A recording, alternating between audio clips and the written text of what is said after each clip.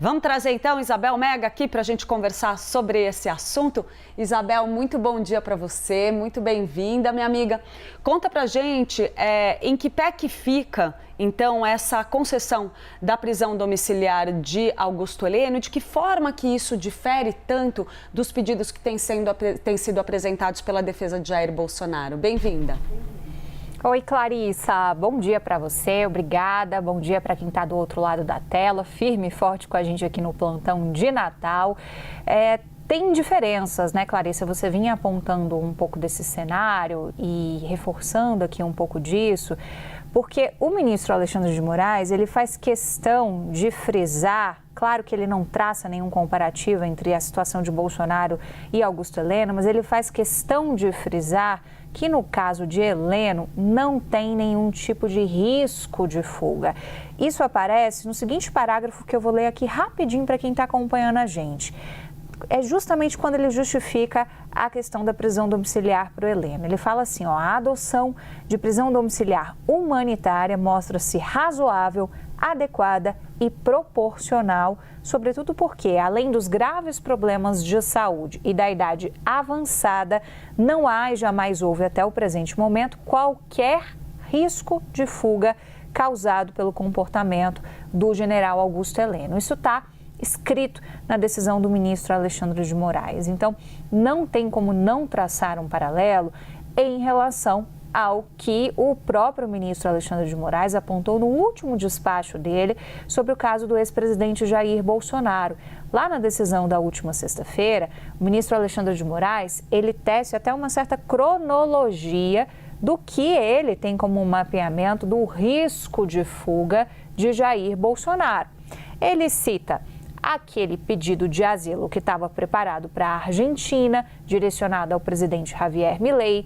Ele cita os dias que Jair Bolsonaro chegou a dormir, inclusive, na Embaixada da Hungria, aqui em Brasília. E ele cita, por fim, a violação da tornozeleira eletrônica. Foi isso que, vale lembrar, que motivou, inclusive, a saída da domiciliar do ex-presidente Jair Bolsonaro para a prisão preventiva antes mesmo do chamado trânsito em julgado. Ele estava preso por outros motivos, outras ações, mas ninguém esperava que naquele final de semana houvesse a prisão dele na Superintendência da Polícia Federal, antes mesmo que houvesse o trânsito em julgado, esgotamento de recursos na ação penal, e justamente por conta desse risco de fuga. Então, quando a gente vê a notícia sobre o general Heleno, fica ali uma certa dúvida no ar, nossa, isso pode ser um precedente gerado para outros casos dos outros condenados no mesmo núcleo? Não necessariamente, porque o que difere o general Augusto Heleno do presidente Jair Bolsonaro, por exemplo, é a questão do risco de fuga. Talvez isso possa ser usado em relação aos outros condenados em que o ministro também verifique que está afastado desse risco de fuga. Mas sobre a situação em específico do ex-presidente Jair Bolsonaro, não, justamente porque o ministro Alexandre de Moraes vem tecendo esse pilar como algo frequente nas últimas decisões dele.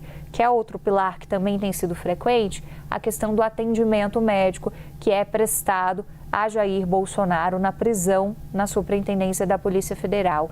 Isso também aparece com frequência em várias decisões do ministro Alexandre de Moraes, decisões inclusive que nem é esse o intuito, a provocação inicial, falar de questão de saúde, mas por precaução, ele também tem colocado muito esse ponto do atendimento médico disponível na Superintendência da PF ao ex-presidente Jair Bolsonaro.